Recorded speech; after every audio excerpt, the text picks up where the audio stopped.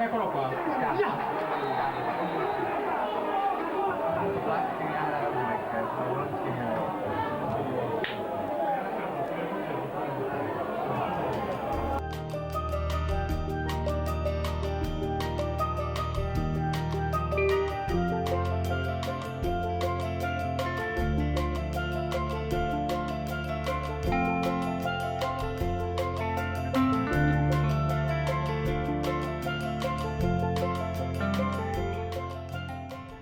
Il vantaggio dell'Alto Adige arriva al 22esimo quando Scarpa vince una mischia nell'area piccola su passaggio di Frau.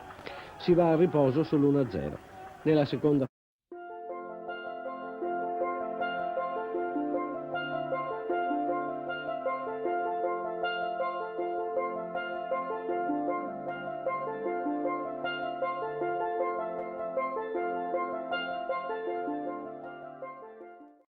Al 61esimo della ripresa il gol del pareggio dei biancorossi, al termine di un'azione manovrata nata da un traversone di Sestu destinato a Nardi. Scarpa colpisce con la coscia e supera il portiere avversario. L'Alto Adige reclama